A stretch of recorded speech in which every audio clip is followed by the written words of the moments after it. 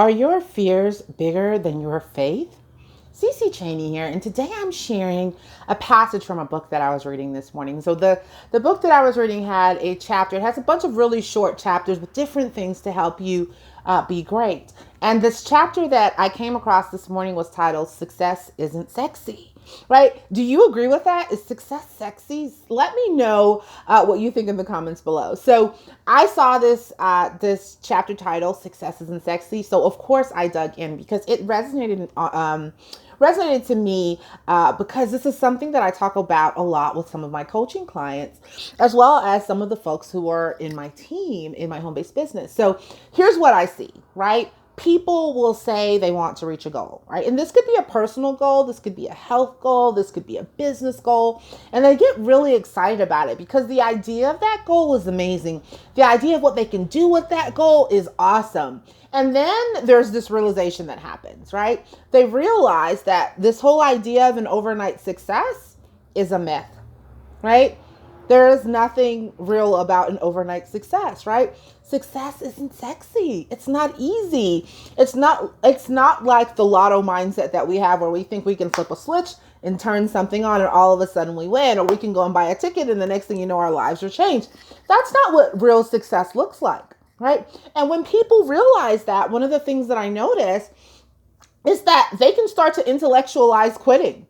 Right? They feel like it's okay to give up on themselves and okay to give up on their goals, and they don't get there. So when I got to this passage, I thought it was really powerful, and I thought, you know what? Let me share this with my people, right? So here's what the author said. He said, "Success isn't sexy.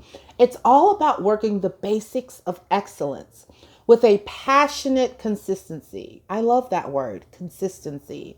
It's amazing how far you will get by just staying with something long enough.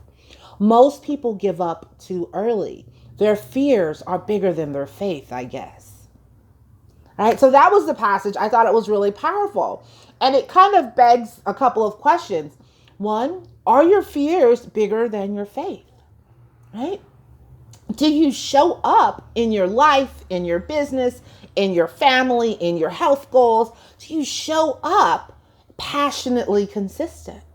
I literally had a client tell me today, I don't want to be consistent. Consistent doesn't sound like something I want. I don't want to be accountable. I want to hit my goals, but I don't want those things. And so I had to challenge her a little bit about that.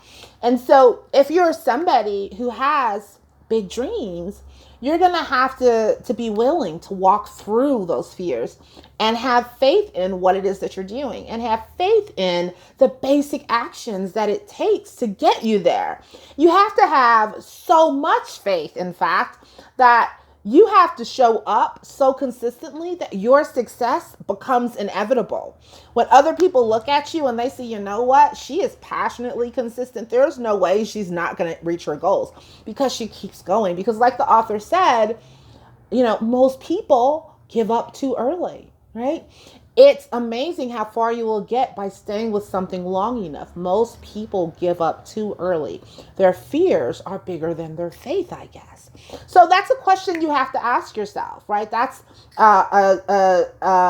something that you have to come to some awareness about. Now, if you are somebody who would like to finally push past your fears and show up more powerfully, I invite you to join our mastermind group, whose link I have in the description above, and I look forward to seeing you inside. Ciao.